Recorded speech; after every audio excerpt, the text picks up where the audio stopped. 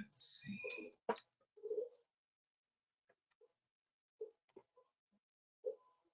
All right, so welcome to the April 25th webinar on the top 5 historic sites in El Paso County. There are so many historic sites, as you'll learn today, that we'll probably have to do the next top 5 historic sites someday pretty quick. But first of all, I'd like to welcome all of you, and I'd like to introduce our panelists for today. And I'll start with Dr. Burnham, Dr. Albert Burnham. He's over at EPCC here in El Paso, and he'll be doing the portion on Concordia Cemetery. And then over, I believe it's the same spot as mine, it's Bernie Sargent, who also says Dr. Albert Burnham. I'm not so sure that it says that on yours, but mine might be messed up. So he's the one with the flowery shirt, just in case you didn't know, that's him. And Bernie Sargent is a historian also here in El Paso County, and knows everything about everything in El Paso County, well, and beyond El Paso County. And but he'll be talking today about Hart's Mill, the Onyante Crossing. He'll be talking about Keystone Heritage Park, and then he'll also be talking about Waco tanks, and he'll end up the webinar with the missions and the Presidio Chapel. So let's go ahead and get started. I'm going to start out with a poll first so that we can get an answer, and you can learn how to do that poll. Just do it as quick as you can, and then we'll get started with the presentation with Bernie Sargent. So here you go. It's going to pop up on your thing there, I think.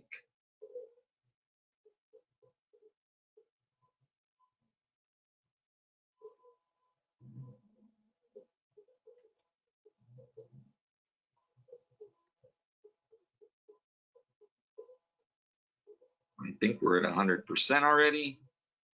So 75% have voted.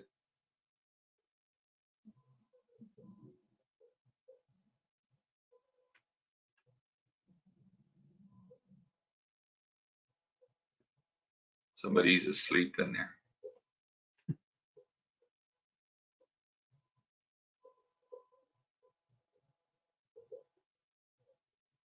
You can drop me a message on the chat if it's not working for you, or if you have a question, just go ahead and type it on the chat on the right, and I'll ask the questions at the end of the presentation. I think we have a typo in there too.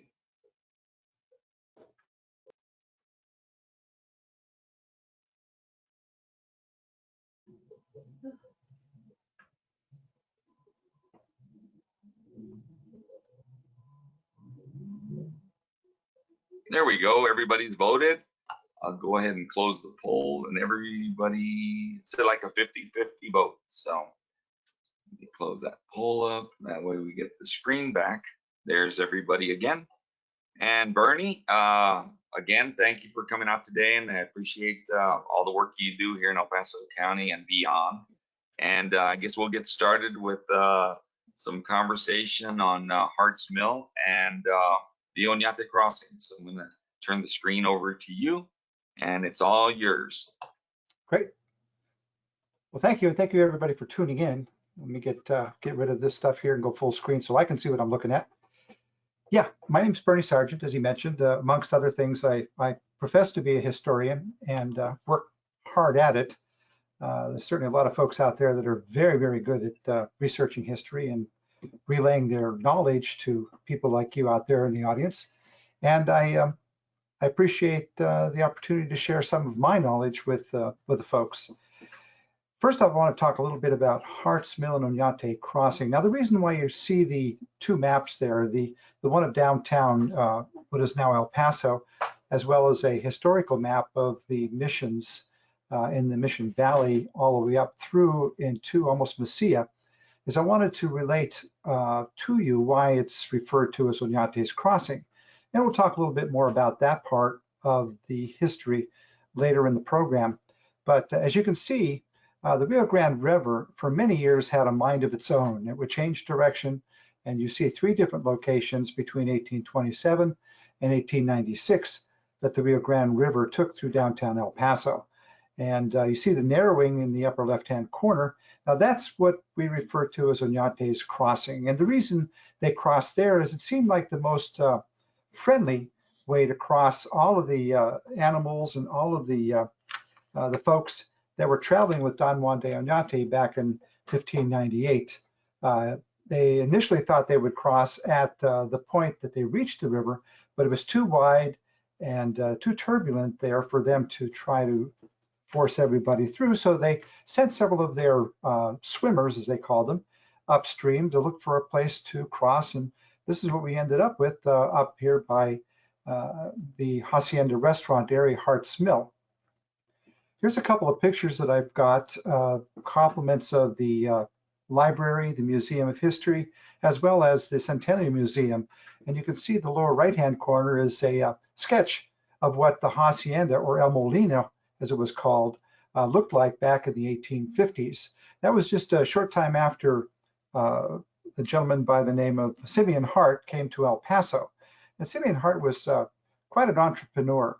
He married well. He fought in Mexico. He married a young lady from Chihuahua City whose parents were very successful, involved with grain and with wheat production. And so he followed suit, and that's how he took up residency up here on the Rio Grande River and established El Molino. And you can see his picture on the left. Now, strange irony was he was from New York State. And like many people that moved here, they took sides with the Confederacy, with the southern states as time progressed. You can see on the right-hand side, you've got Simeon Hart and his family. The young man that took over for him later in 1879, 1881 was Juan Hart. He's the gentleman standing there. Here's another picture of the Hart's Mill, which is just a little bit southwest of northwest of what we call Onyante's Crossing, which falls right on the property of where Hart's Mill is.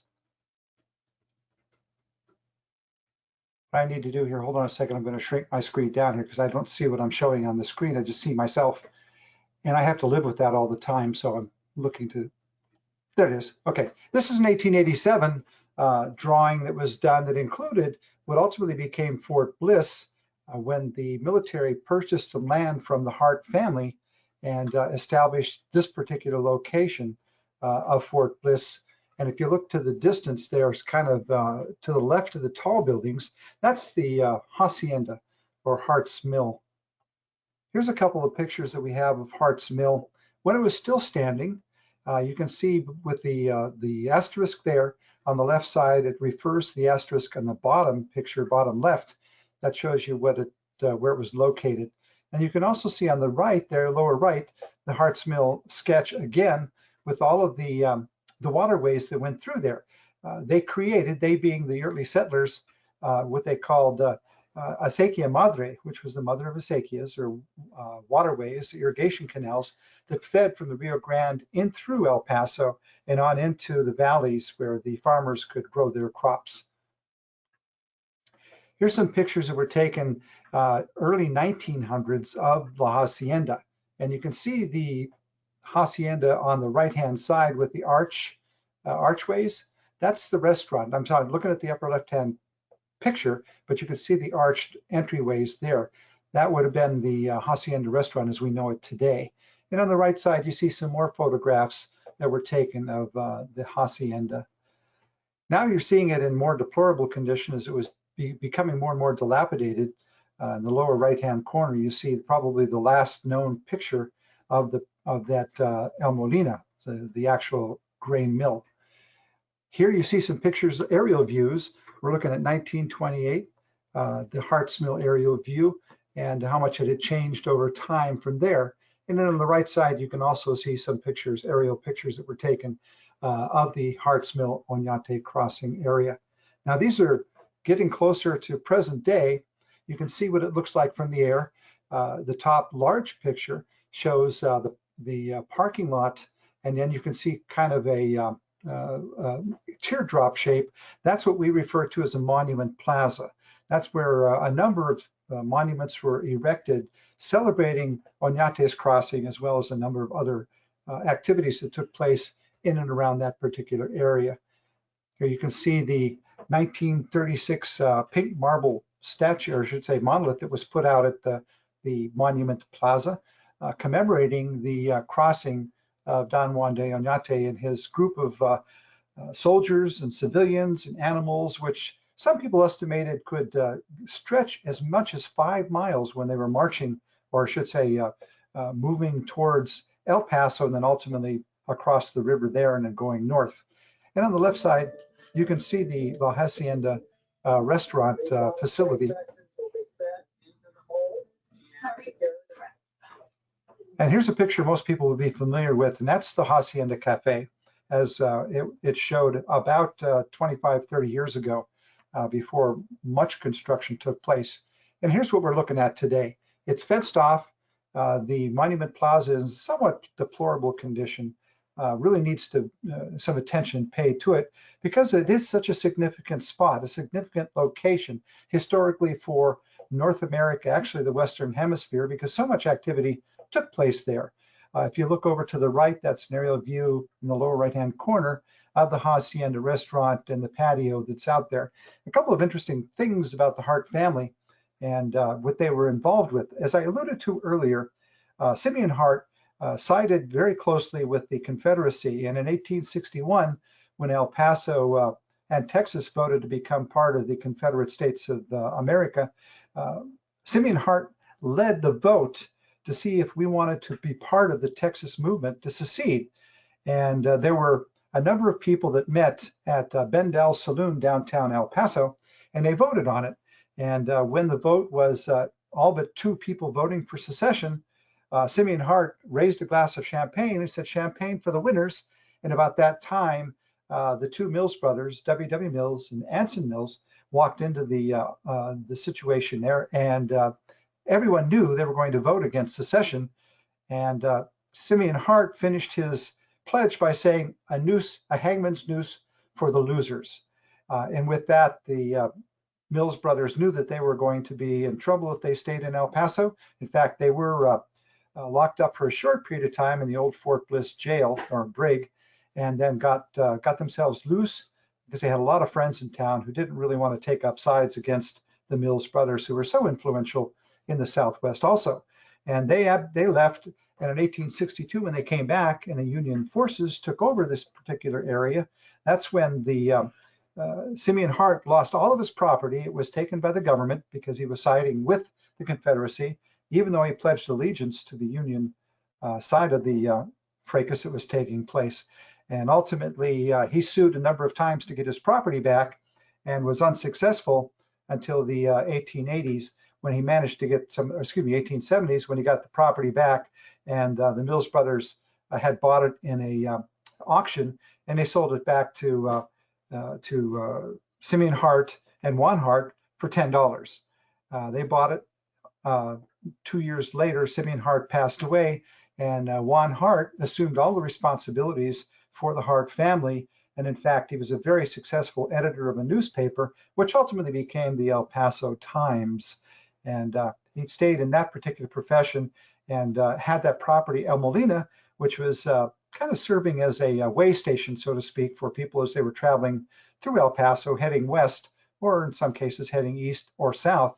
And he would put them up there. He was a very, very friendly individual, and they would take very good care of the people that came through. And as I showed you the pictures of Fort Bliss, when it was there initially, some of the officers would stay at the Hacienda, at the El Molina, and they would be treated very, very well there. And that's what kind of prompted the military to look at buying land from the Hart family and establishing Fort Bliss at that location. Those are kind of an overview of the Hart's Mill Onyante crossing as we know it today. I understand that there is an offer on the table right now to purchase not only Hart's Mill, but to purchase the Fort Bliss buildings that were the officers' quarters a little bit further up road from Hart's Mill, or from Hacienda. And we're kind of waiting to see how that pans out, because this will be the second attempt for someone to buy them. Actually, they had one buyer for the Fort Bliss buildings, And now they have another buyer that wants to buy not only those buildings, but also the old Hacienda restaurant. And so we're anxiously waiting for them to make that purchase go through and renovate such historic properties as Hart's Mill and Old Fort Bliss, so that the rest of the world can enjoy a great piece of history for our part of the country and for, as I said earlier, North America. Now I'd like to see if there's any questions regarding that. There is a question. The question is was Simeon Hart a county, El Paso County judge? Yes, he was a county judge. He was a county judge back, let's see, I'm trying to remember what those dates were, 1852 to 1854. And by the way, when he was in his prime, that property was reportedly worth $350,000. Seems like it's a lot of money today, but if you look at $350,000 compared to today, that's $11,169,512 worth of wealth that Simeon Hart had amounted to. And he did this mainly by producing wheat and selling it to the militaries on both sides of the border, as well as other products, and supplying the military with their needs during the Civil War until he was arrested, so to speak.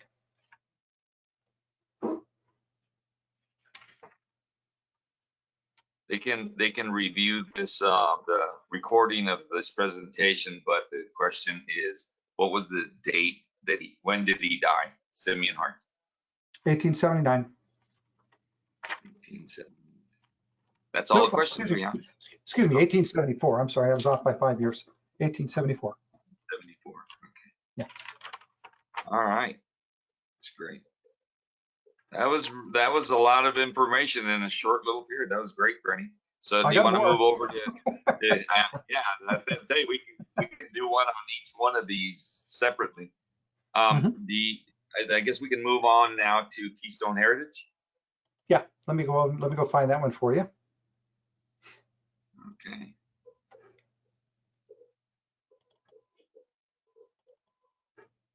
All right, I'll mute myself.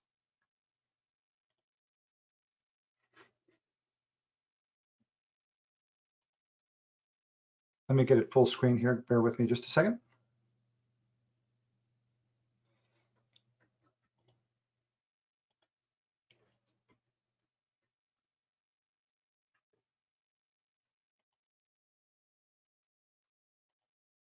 Okay.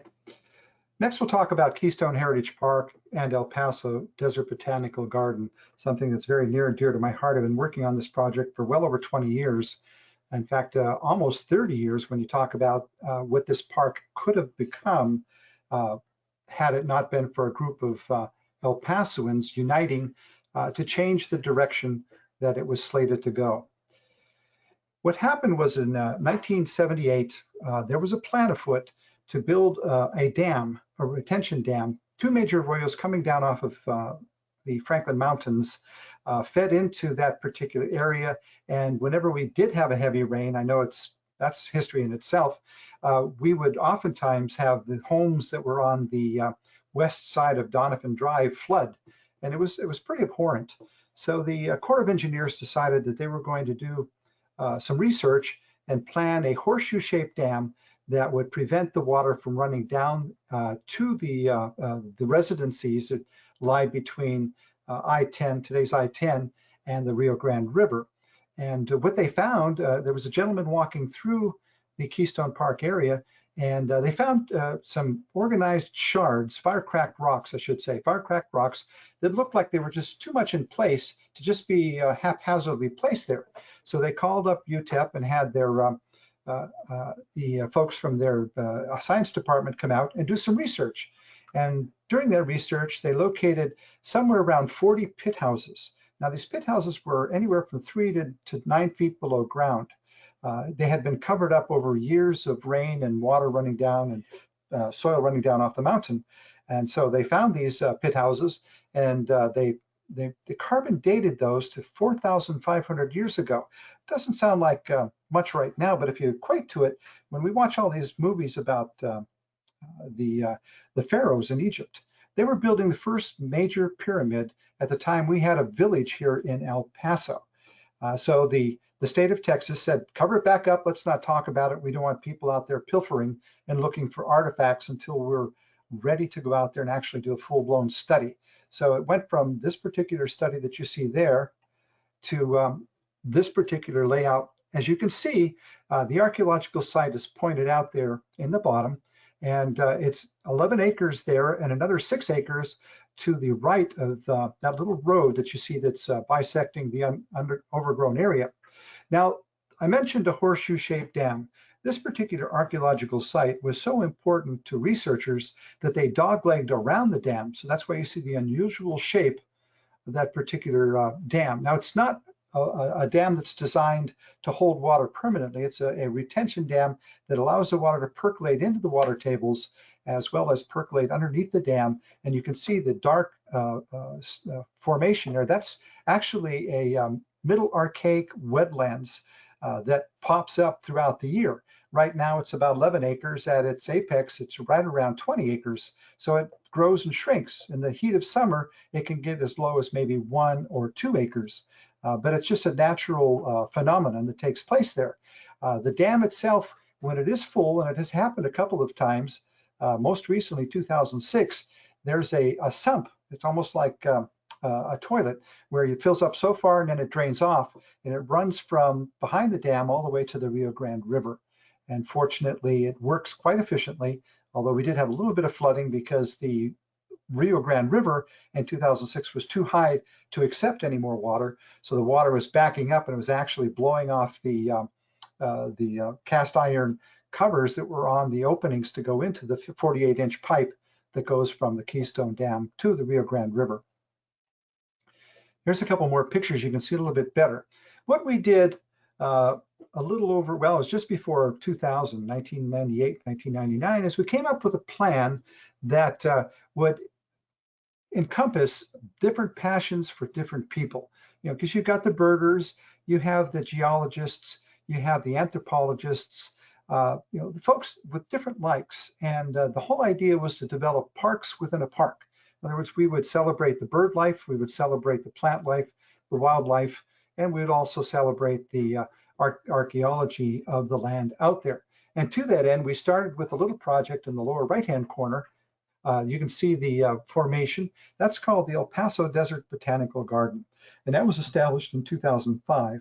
What we did there is we put in plants that were indigenous to all the southwestern deserts, not just Chihuahua Desert, but the Socorro Desert, the Mojave Desert, and so on. So when you walk through there, you can see what the plant life looks like in all those particular deserts. Sort of an educational experience for people that are interested in planting drought-tolerant vegetation in their land. So that's what you're looking at in that particular area there. Now, what's so important about this, besides the archaeology, if you date back and you look at things that have taken place over time, you can see it's a hub of activity from 2500 BC all the way up to 1997 when I continue this historical overlay. You can see things like the Manso Indians inhabited the area, and that we also had the Spanish decided to colonize North America in 1590. We talked about that with the 1598. You look at the Camino Real de Tierra Dentro completed to Santa Fe in 1609, and it goes right by Keystone Heritage Park. In fact, if you look at the national park system and the way they laid out the Camino, the 42 miles of the Camino Real through El Paso County, there are 6 sites that they determined were significant on that trail. Keystone Heritage Park is one of those, as well as the Missions, Presidio, the Bookery, and 1 or 2 others. So we're really proud to say that we're also one of the sites on that particular trail. And as you roll down through it, you can see where James Wiley McGoffin, when he was traveling along the Camino Real, at that time referred to as the Chihuahua Trail, he went right by Keystone.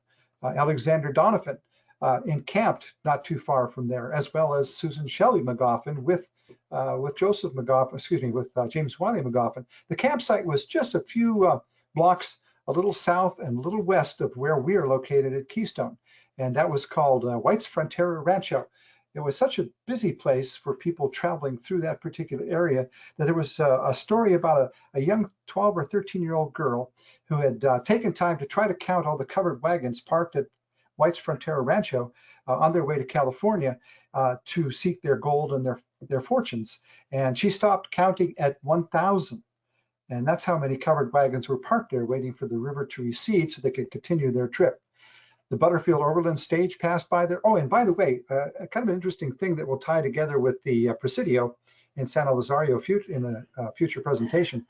There was a gentleman who was arrested up in Santa Fe area because he was representing the United States government exploring this part of the world. And he traveled through there. His whole intention was to find a way to go from the south, through the south to California. Well, he got arrested. They took him down to San Elisario. They were going to take him down to Chihuahua City to try him for treason and a number of other charges. And that was Zebulon Pike. And one of the things that interested me, I found fascinating living here in the desert, he wrote in his manuscript, in his journal, that as he rounded the turn going towards what we now call Onyante's Crossing or Hart's Mill, he noticed on each side of the river, as far as the eye could see, were just vast lines of grapevines, grape vineyards. And the reason that was is a lot of the folks traveling through here, a lot of the priests and the monks that were coming from Europe, thought this land looked an awful lot like where they came from in Europe, Spain, France, Italy. And they brought with them wine grapes to plant. And they would plant these wine grapes along there, and it was very fertile ground. They did very, very well. In fact, that wine was so popular, the mission grape, as they called it, was so popular that nobody wanted to buy the Spanish wine. So the priests and the monks and so on couldn't sell the Spanish wine. They could only sell their wine, which didn't bother them a whole lot because they made more money on it, which they used to pay for the school supplies, the food supplies, things they needed for proselytizing the natives that lived in the area. And the Spanish monarchy said that we're not going to have that anymore. So they banned them from selling their wine, the mission grape wine, forever. But being entrepreneurs as they were, they continued selling it. And the Catholic term I use, they were selling the wine under the altar. And so that's how they kept their monies coming in. So those are a couple of things that took place in and around Keystone Heritage Park. The Butterfield Trail went by there. The first railroad went by there. A number of very historic things occurred in and around that area. Now, this is what it looked like before we started working on it. Dirt everywhere. Wetlands, we didn't know we had wetlands.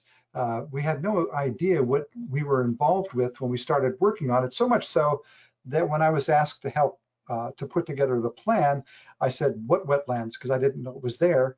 1 year later, a professor from UTEP showed up at my doorstep and said, hey, they want to build on top of the archaeological site. And I said the same thing, what archaeological site? And to my pleasure, I found out that we had a significant piece of property there that could really be developed into something that everybody could enjoy. And it's outdoors, there's lots of room. We've got 58 acres and it's just a fun place to go visit. And we've been open almost the entire time the pandemic was taking place because we are outdoors and because we have so much space. A little bit of idea of what we're trying to do there as far as the park goes. We're looking at attendance rates of a couple 100,000 a year when we're actually totally built compared to some of the other gardens and projects much like ours, which are subsidized by either the state, the county, or the city. We are not. We're 100% self-sufficient. And that's been a challenge, but it's been a good challenge. And we've had a lot of opportunities, and we've been blessed with a lot of great volunteers, a lot of grants, a lot of donations, and so we continue to this day to operate. We did some comparisons on different areas around the Southwest also when we were developing it, and this is what we look like at Keystone Heritage Park. And it's been a lot of work, but it's been a lot of fun, and we've had, let's just say I've learned a lot from working with it. Here's kind of an overhead view of our plan going forward. You can see the El Paso Desert Botanical Garden on the right lower portion. You can see what we're developing, the Chihuahuan Desert Experience, which is the lower portion. That's we already have the walking trails in. We began to plant plants there only from the Chihuahuan Desert. That's going to be strictly for that. And then we also just started working on a paraje exhibit. They used to have it at the zoo, and the zoo needed that area for something else, and they were gracious enough to give us all the artifacts that they had there. So we're in the process of developing this paraje exhibit It's educational. And for those of you that don't know what a pedaje is, it's likened to a rest stop in the 21st century, except for it was a rest stop in the 17th century. No Wi-Fi, just a lot of people trying to stop, rest, replenish their supplies, and then continue on their journeys either north or south. So that's what we're trying to do, is emulate what a pedaje would look like back in the 17th century.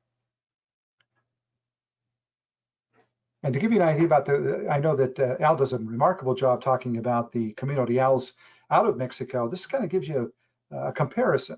We have two in Texas. Now, the De Los Tejas has a whole lot of tributaries and a whole lot of mileage in a small area. And I think that I'm more proud of ours because it's 42 miles of great venue. We'll talk a little bit about the missions later and what's the significance they played. And it also is 1,700 miles from one end to the other, and it's a great experience. And if you're looking for a way to find it, there's some wonderful signs that were put together. It took a 13-year effort to get it done, but finally TxDOT put them up, and you can follow it from its inception down in Chicken Ranch Road, just southeast of San Elisario, all the way up to Anthony, New Mexico / Texas. We're also proud to say we're one of Save America's treasures here along the Rio Grande River. And that's what you'll see at our front gate when you come, when you pull up to Kappa Road. Kappa Road is not anything to do with the university. It was just, we thought it was cute when we came up with the name. It's Keystone Archaeological Preservation and Protection Association. It was a little bit of a mouthful, so we just call it Keystone Heritage Park now. If there's any questions, I'll be glad to answer them.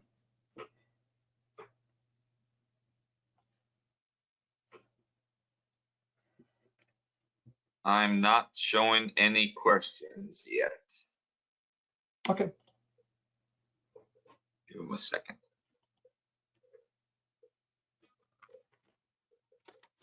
Yeah, I think that's one of El Paso County's unknown secrets, Bernie. Yeah, we've been trying to change that for a long time. It's coming along. Yeah, I think more and more. Yeah, we've been very, very busy lately, especially when they're starting to lessen the load or the requirements on the pandemic. A lot of weddings going on out there. We've got it just constantly, the visitation is up immensely. So we're really happy about that. That's great. That's great. Yep. Well, I'm not showing any questions. So I think what we'll do is I'll switch the presenter thing so we can get Dr. Burnham on here, and then we'll bring you back right after that. The other Dr. Burnham, huh? The other one, yeah. Oh yeah, this one's the. Oh yeah, the name on Bernie is wrong. I don't know how that happened. I think he hijacked it. They were trying to see if I knew who was who. But yeah, we look so much alike.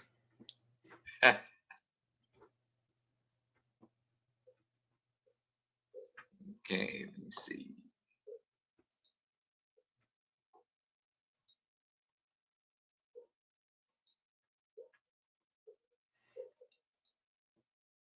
Okay.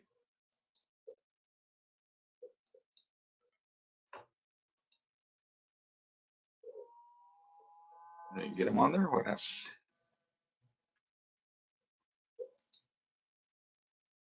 I'm sure he's still here.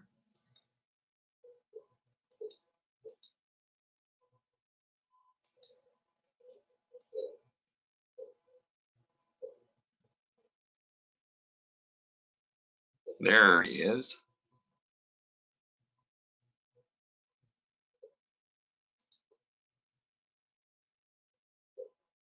Hi. Can you hear? We can hear you just fine now, Doctor. Okay. Just don't see. Turn your camera on. Where's it? Let me make sure it's on. Hold on, I'll get it for you. Oh, we got the wrong one. Back to Bernie.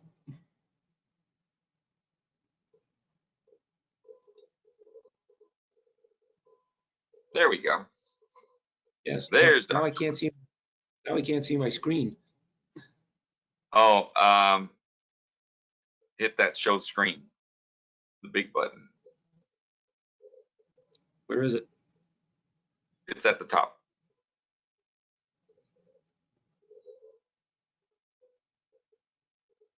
You see it? Well, no, I don't. I can see you. Okay. Let me turn you off and Where then it I'll says screen? turn you back on. Is it where it says screenshot? No. No, it's Oh,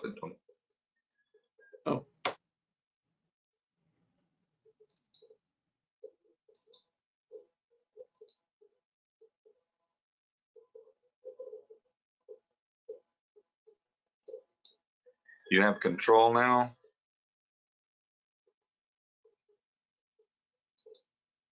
Can you see yourself now? nope. Can you see your screen? Yes, I can see the screen, but not Okay. myself.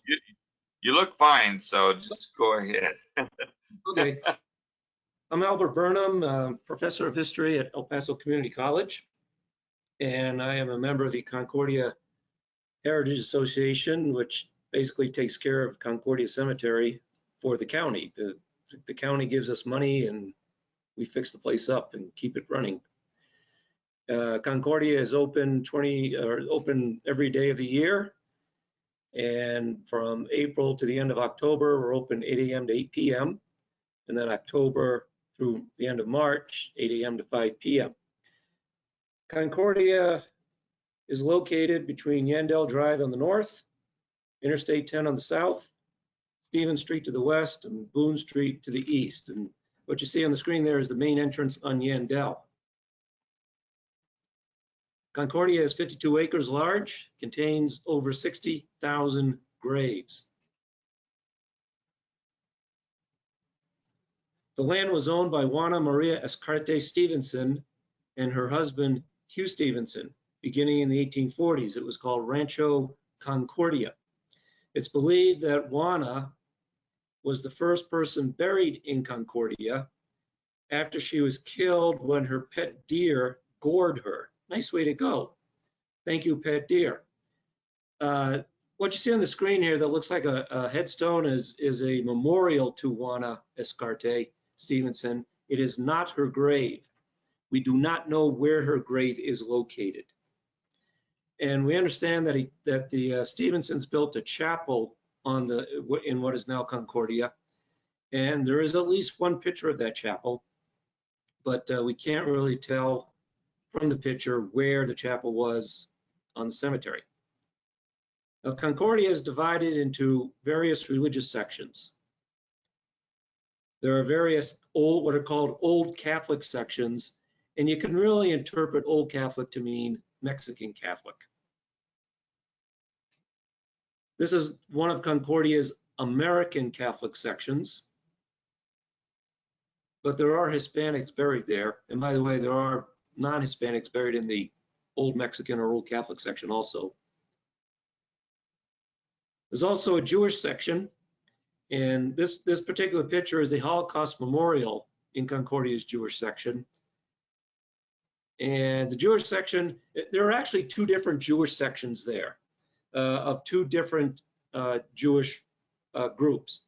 And the reason that the Jewish section is so green as compared to some of the other sections that I'm showing you again, the Jewish groups to which these cemeteries are, they pay an outside source to actually maintain and water it and keep it green. So they're paying extra to do that. This is one of Concordia's so-called Protestant sections. There's 7 tiers in the middle of Concordia that are called the Protestant tiers. So they're mainly Protestant people buried there. And then there's the Mormon section along one of the main roads, a row of two graves, or 2 grave rows.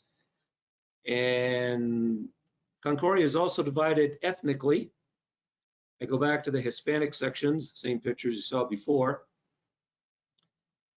And then the section again containing a majority of Caucasians. And there's the Concordia Black section, of which this is a part. Mainly Black people there, African Americans. And there's the Chinese section. Concordia is the only cemetery in Texas that has its own distinct Chinese section.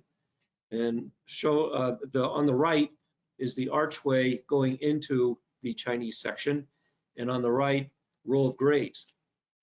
Not really sure how many people are buried in the Chinese section. There are fraternal organization sections, the Masonic section, and the Oddfellow section. The oldest grave and person buried in Concordia.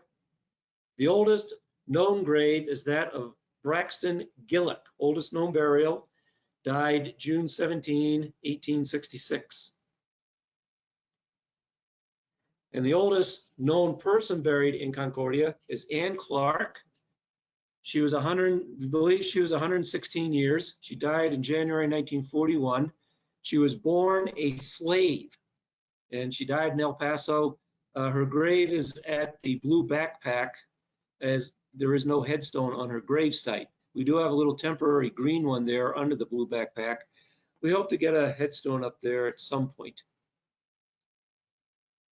Some notable people buried in Concordia. And had I known that Bernie was going to talk about Simeon Hart, I would have showed you his grave site, but I had to limit things. Jake Ehrlichman, the world's tallest man. He was anywhere from 7.5 feet to 8.5 feet tall.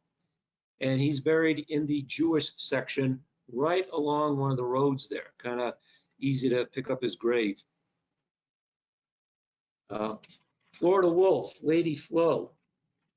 She's in the black section, one of the black sections.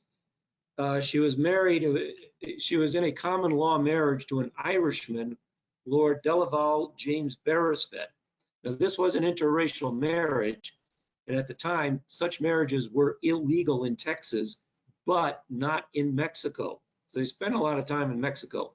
They owned cattle ranches in Juarez, and they owned quite a bit of land in El Paso. She attended the Second Baptist Church in El Paso. She died of tuberculosis in 1913. She was born in 1960-something. Reverend Joseph Tays, the first Protestant minister in El Paso. He started St. Clement's Episcopal Church along Montana Avenue. The Jesuit section contains several Jesuit priests, including Father Carlos Pinto. His grave is the second in the first row of graves there. His row is the second one from the right. He is known as the Apostle of El Paso. He built several Catholic churches in El Paso and Juarez, and he started the Catholic Diocese of El Paso in 1915. We also have a number of Buffalo soldiers buried in El Paso. Buffalo soldiers were black Army troops from the 9th and 10th Cavalry Regiments and the 24th and 25th Infantry Regiments. This is the Buffalo Soldier Memorial. These are not their actual graves. What look like tombstones there have the names of the known Buffalo soldiers buried in El Paso and their dates. They are scattered throughout the different black sections of the cemetery. This was built about, I think it was completed about 10 years ago. W.A. Davidson of the Texas National Guard. He was murdered during the Pancho Villa raid on Columbus, New Mexico on March 9, 1916. He may have been the first one killed in that raid. The raid began an hour or two before dawn, and he was waiting at the train station in Columbus, waiting for the train to come back to El Paso.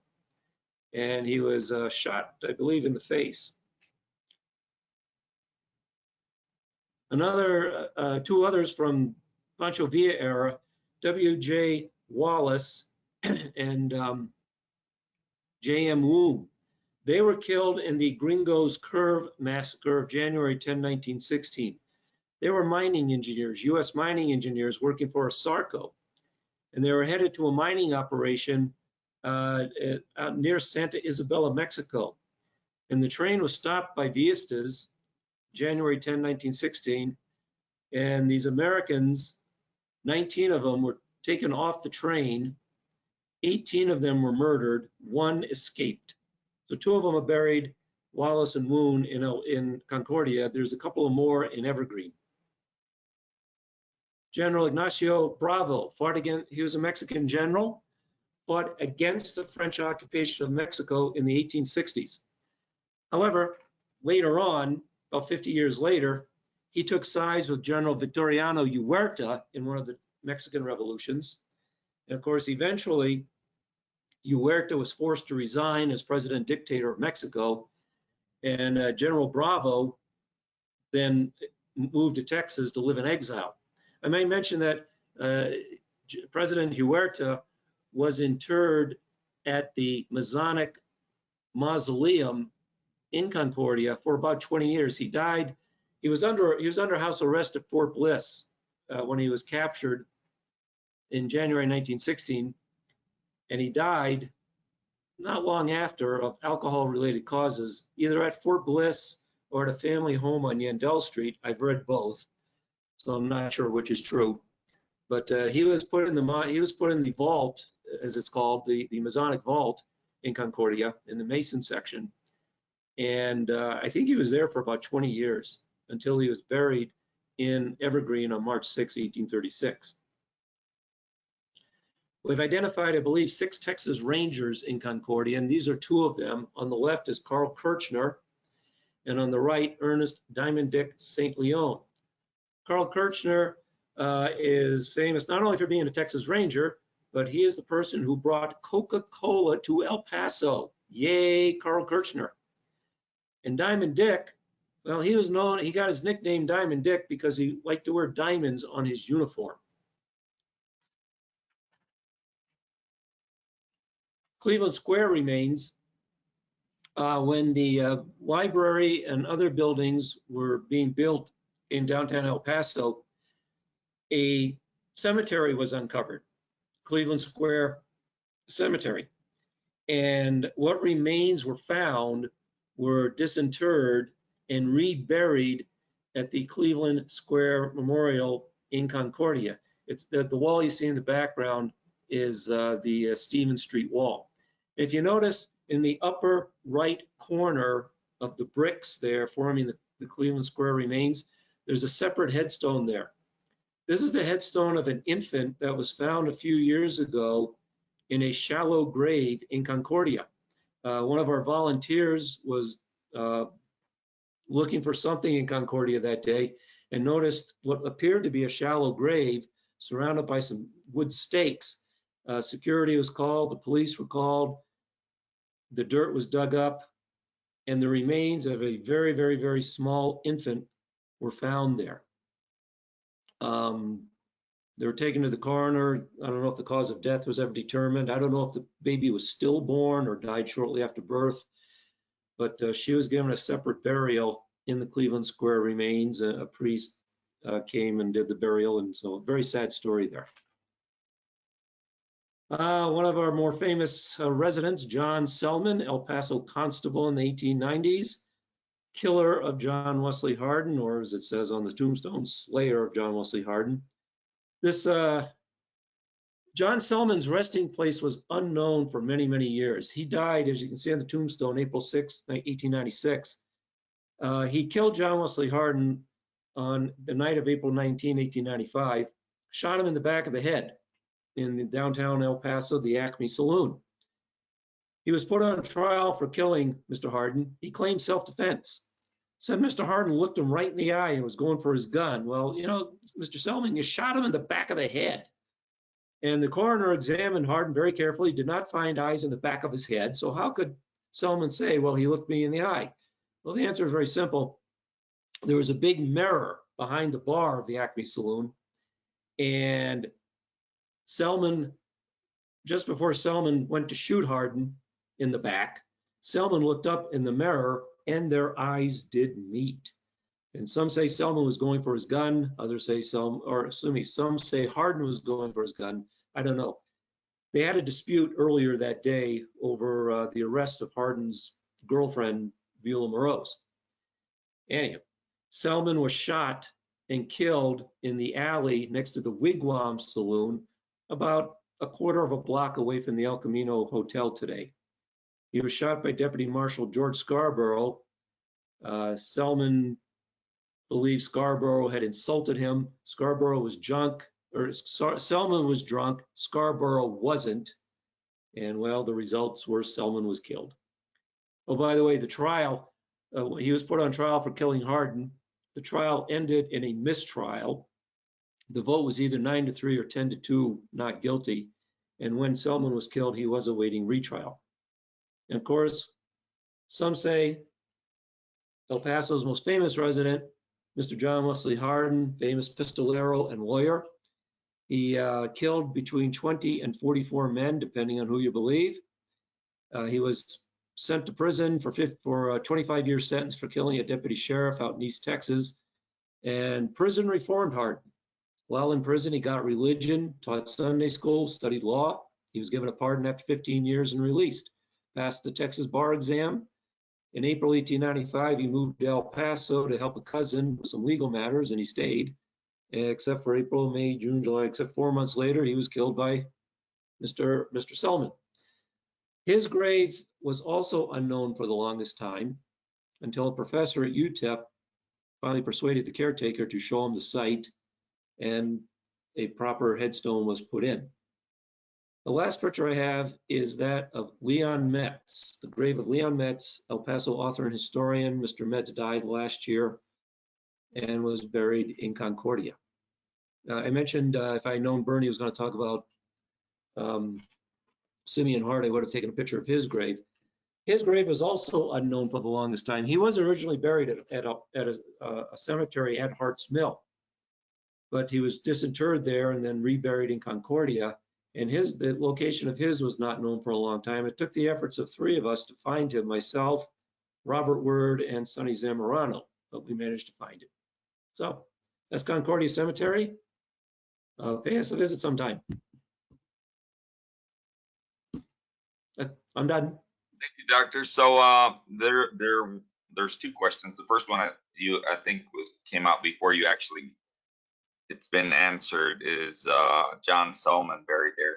Yep, you did talk about him, but I think it came before you talked about him. More about that. His gravesite was unknown for the longest time, and I forget what the year was, but one of the Concordia volunteers was looking for the grave of one of Selman's pallbearers, and she found that very easily because it's a rather large monument.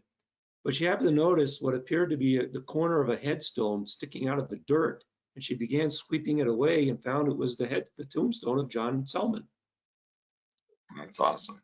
Yeah, that's awesome. The other question is there a fee to enter the cemetery? There's not. It is free. Free. Cheap date.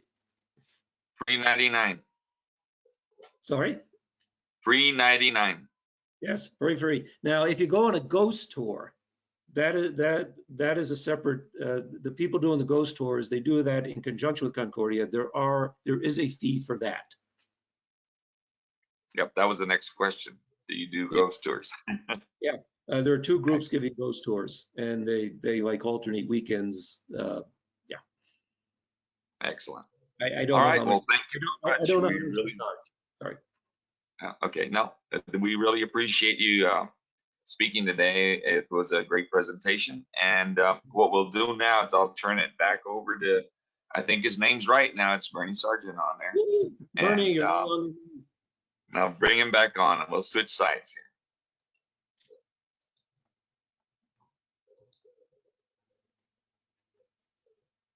here. Okay. And there's Bernie.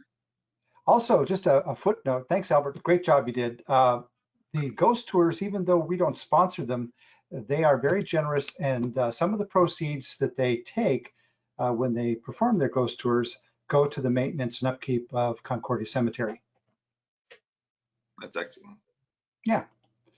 Okay, let me get over here and find my next screen. We're going to be talking about Waco tanks.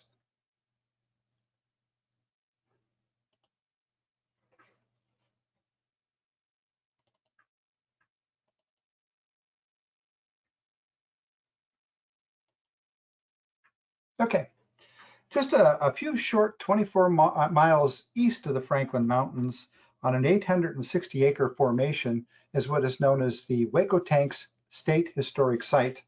A gorgeous place. If the visitors haven't been there, it's well worth going out and taking a look. There's so much history in and around that particular area. It's dotted with 200 different native plants. It has several hundred native, I should say, excuse me, I'll start over again. Several hundred species of birds that frequent the tanks. It's also about 35 million years old, about the time that Albert moved to El Paso. And it's just a great place with lots of history to look at. And you might want to ask, why Waco? What's a Waco? Well, Waco is kind of a bolson in rock formation that collects water from time to time, and we do get it. Here's a picture on the left-hand side of one of them. And the reason that has become a very popular place for the animal life and the birds to frequent is because the water is so scarce in that part of the desert.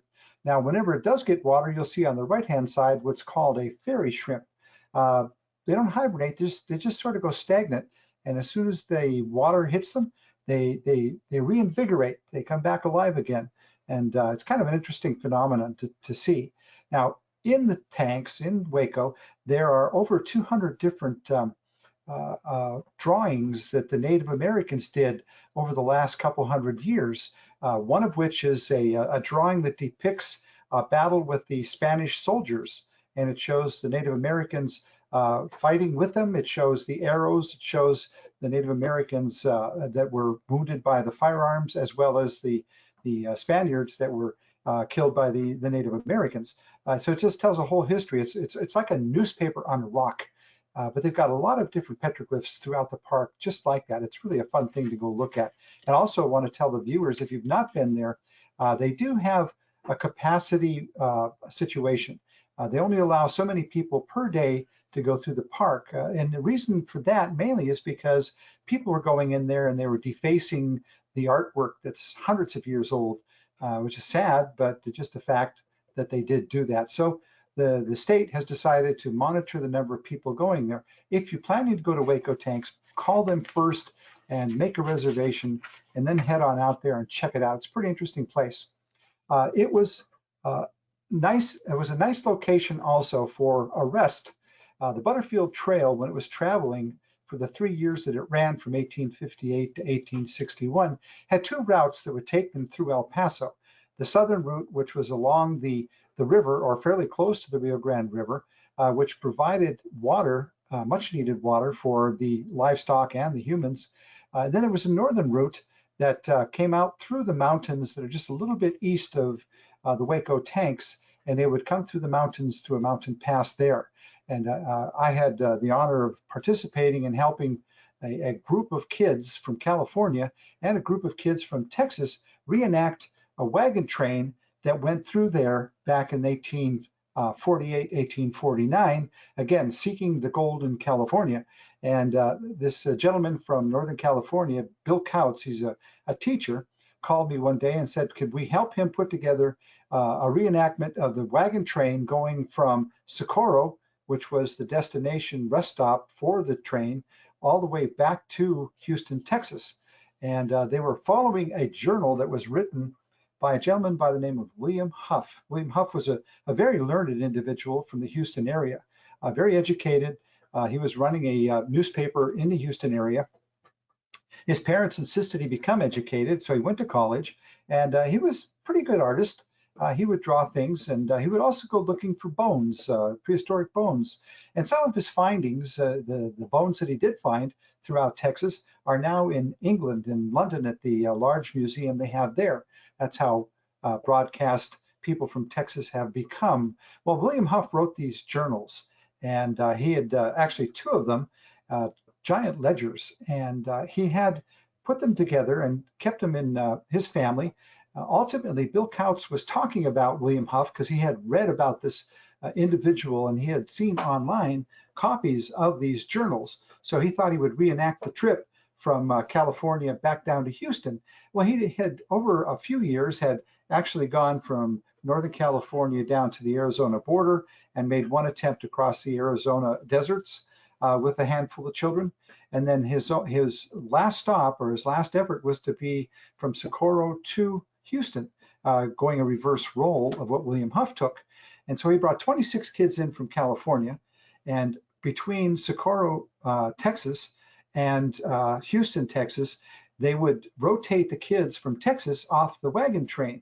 They had 16 wagons, all horse-drawn or mule-drawn, and they had a company of Buffalo soldiers right along with them, and they would go to the next county, and then they would load up 26 new kids to ride with the kids from California, and they did this all the way down to Austin.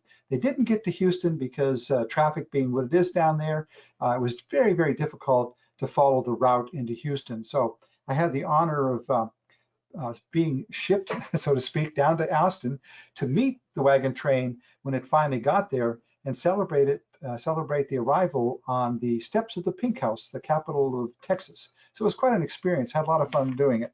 Now, what do we have out at Waco right now?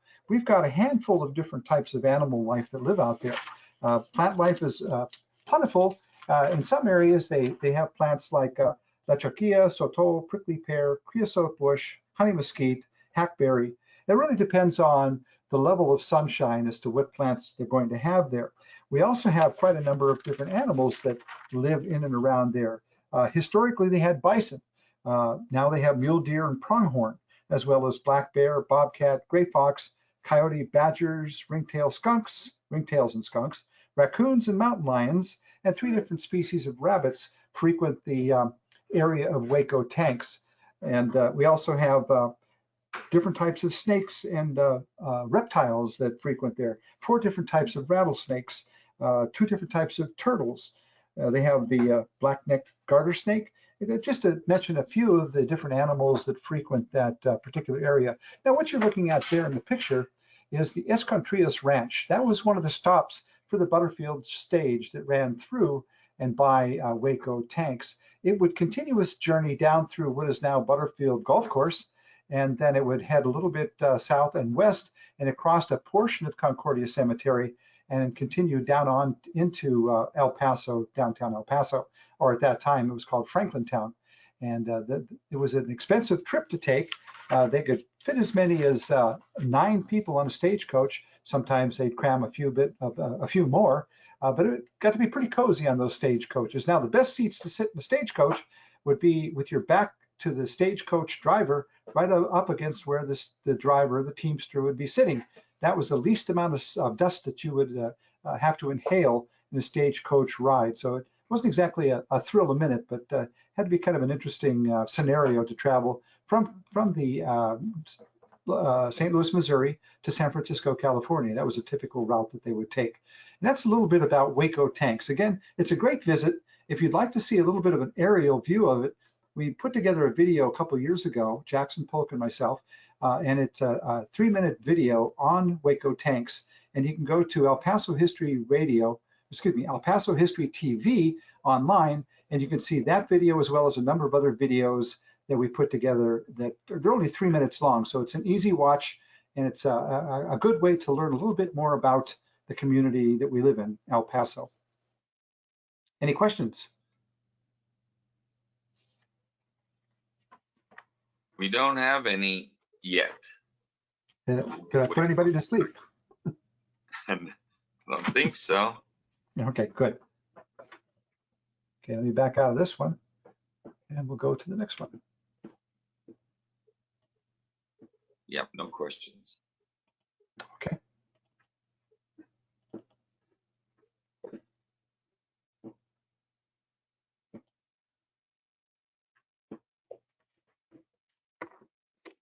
Actually, Al, you should be given this one. You're the expert. I'm just tagging along for the ride. You've been doing it longer. Hey, watch it.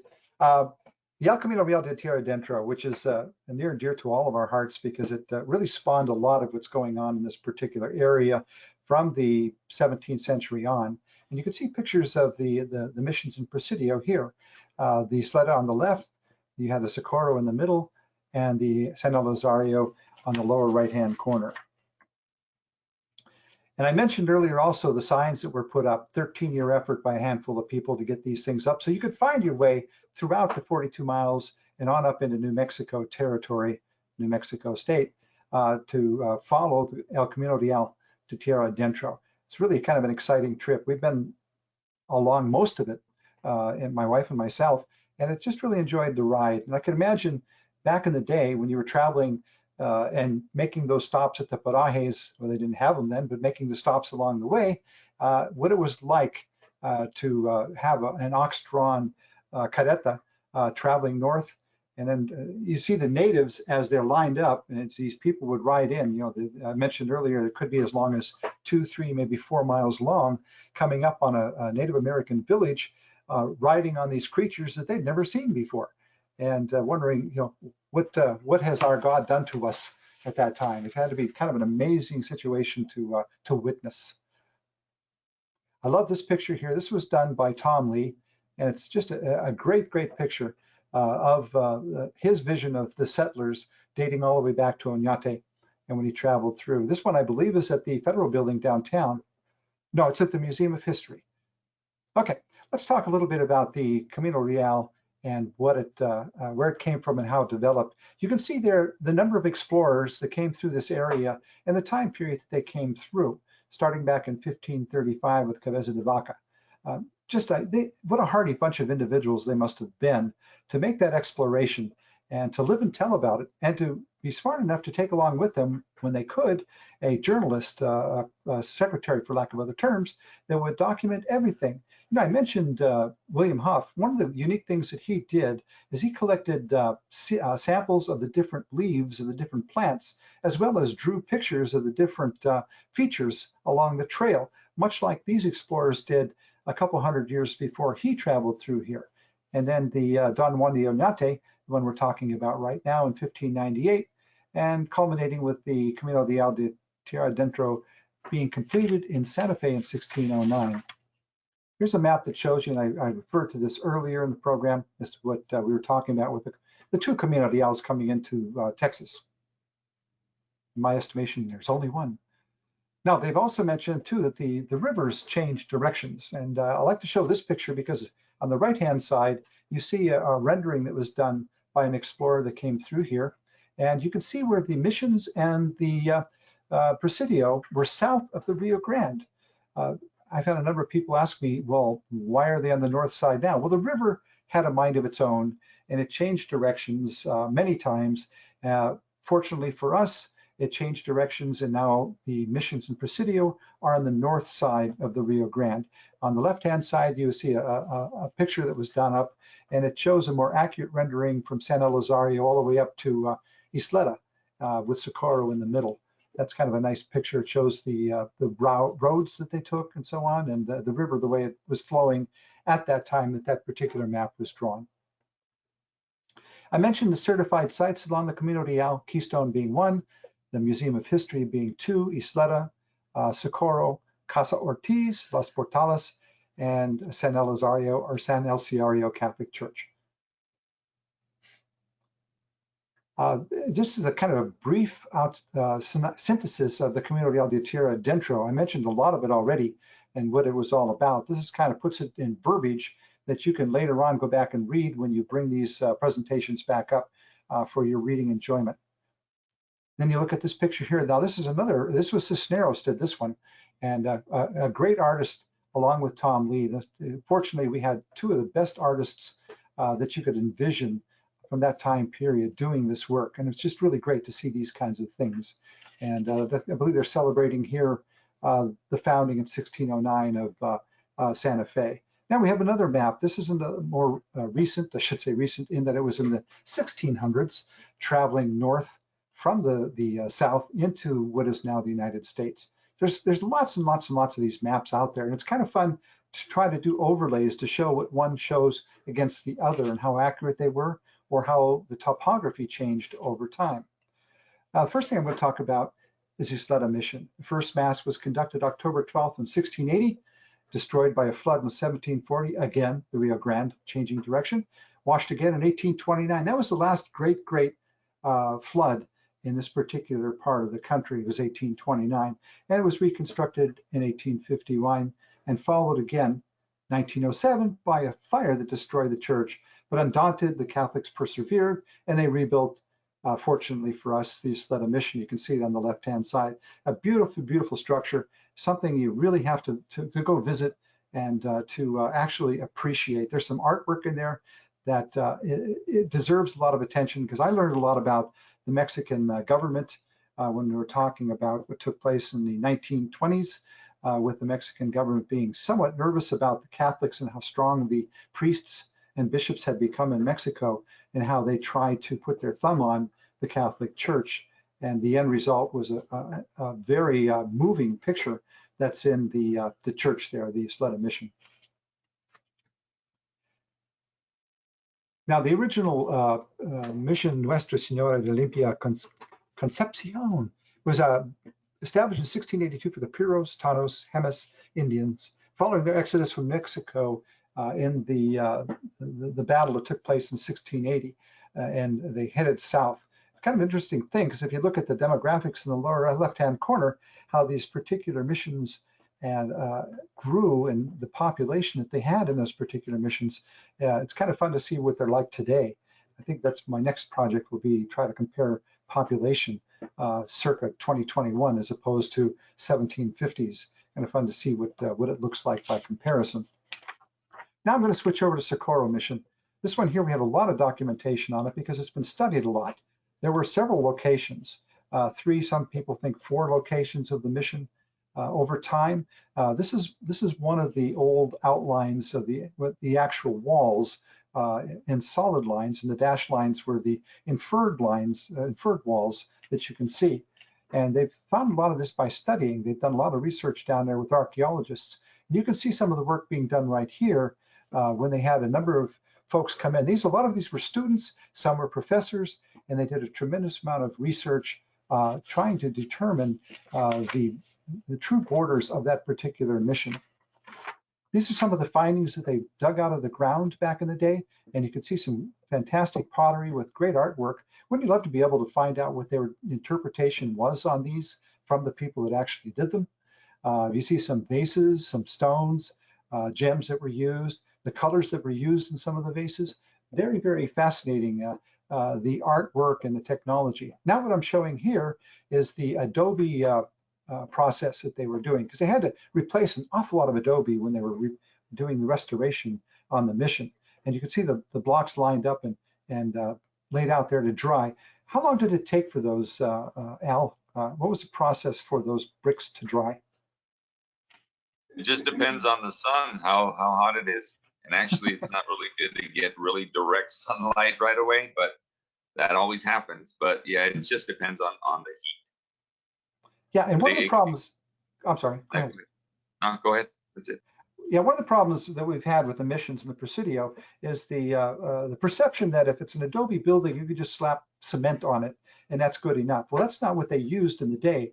And when it's properly, when the menu is properly followed, that adobe will last in perpetuity. But folks didn't know that at the time, and they put cement on this adobe, and all it did was trap water inside, which would cause it to degrade, to fall apart within the walls. So that's why they had so much reconstruction to do for the restoration of the Socorro Mission. And here you can see them on the scaffolding working on that particular church. Just a beautiful job they did. And you can see here, upper right-hand corner, this is an old picture that Skip Clarke provided of Socorro. And then you can see after the restoration, the other 2 pictures down there. Now the yellow is a tint from the sun. It's not the color of the mission. The mission is the lower right-hand corner. You can see the backside of it. So it was a phenomenal job that they did. And if they continue to maintain it the way it was supposed to be maintained, it will last for an awful, awful long time. The next one up is the San Elisario Chapel or Presidio. Interesting thing is that it was constructed, the first Presidio, in 1788. Now, initially there was a Presidio that was located a little bit more than 20 miles southeast of San Elisario, but they felt a compulsion to move it further up. There was a number of problems they had with the Apaches, with the Comanches, and a few of the other Native American tribes in the area, and they wanted to protect the folks that were settling here. Plus, they wanted to keep the folks that weren't wanted in this particular area. In fact, I believe it was 1812, 1820 timeframe. They were actually arresting Americans coming through here. Well, they weren't here, but they were in like northern Louisiana Territory and other places that were controlled by the Spanish. They didn't want any part of these people coming in this particular area, so they were being brought into the Presidio, and they were kept there. In fact, Zebulon Pike was kept there also. That was the main brig, as we would call it today, for prisoners. It's quite a history that they have there. And they've got a great little cemetery with a lot of history in its own right next to it, and a wonderful little plaza that they have there that is great, and a museum that's fun to go to because there's so much history that they lay out there for you. And there's constantly things going on in and around the San Elisario Placita, that whole area with the artists. Al knows very well the artists. He's one of them that's down there. And just lots of things going on. And I am really, really glad to see that people like Al Borrego and a few others have just taken the bull by the horns and really made San Elisario a place that is a place to go to, not through. We really have that. We're blessed to have people like the Borregos and some of the others, the Sanchez's and so on, that are working so diligently to make San Elisario a reality that it should be. We send people oftentimes to Mesilla, nice place to go. Why not send them to San Elisario? There's so much down there for people to see and to enjoy.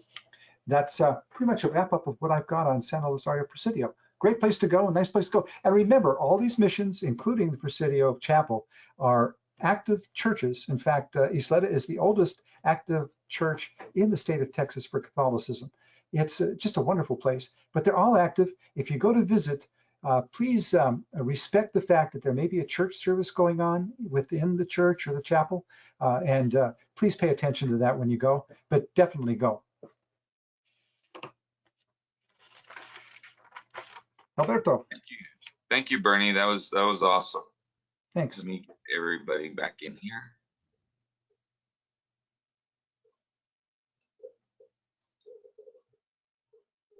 Let me see. Turn ourselves back on. There we go. Oh, it's Al. There we are. I don't know what happened. There's Albert. There he is. Al Can you Albert. see yourself now, Albert? You still can't see yourself? Oop. There we go. Your mic's on now. No, I can't see. We can see you really good. Oh, now you disappeared. Let me try turning you on. There you are. Nope. Okay, now? No, you're off now. Okay, hang on. There you go. I love technology. Yeah. Yep, there you are right there. We can see you. Can you see him, Bernie? I sure can. Yeah, there you are. But you're facing the wrong way. Just kidding. Just kidding. It's an improvement, Al. No, thank you guys. I really appreciate y'all, and thank you for all of the attendees. I hope you enjoyed this. It's knowledge from the best. That's all I can say. Thanks for all the prompts, Bernie, and we've got so much to talk about all of the great historic sites in El Paso County. I push it all the time. We've got so much here, and just in this little part of El Paso County to offer. It's just amazing. This is just I don't think this is even the tip of the iceberg that we covered today. I mean, there's just so much. Everywhere you go, I mean, there's massive history. Everybody always talks about everywhere else, but they don't realize just how much we have. And I'm glad to see guys like these pushing it, talking about it, and willing to share it with the public. And that's what we want to keep doing. Now, this presentation will be online on our website at culturalheritagesociety.com probably within the hour. And it'll be up there for you to review it, see it again, invite people to go see it. I think it's all of our past ones are on there as well. And we hope to get you guys back here talking about some more stuff that you're experts in. I think we've got so much to offer the public. I think it's great for us to be able to do it. Anything you'd like to add, Dr. Burnham? Come out to Concordia. All right, there you go, Bernie. But don't stay. Yeah, you got 60,000 people that already did. Right. No, just like Al said so succinctly, make it a point to try to visit every one of these sites. And also, if you find out or learn anything more than what we've shared with you, please share it with us. We're here to learn too. Exactly. Yeah, and there's a lot we don't know anything compared to everybody. It's just a great thing that to be able to share this information. Thanks again. I appreciate all of you, and we'll see you soon. We'll see you at Concordia and Keystone. We got to get out there and have a wedding. Oh, not my wedding, but somebody's wedding. Yeah. Come on, Al. Don't be shy. Thanks a lot. Thank you all. Appreciate you. You know what? Let me throw one more poll out there just in case. Let me see if there's any. Yeah, they're still on here. Let me throw it out there. There it is. Thank you all.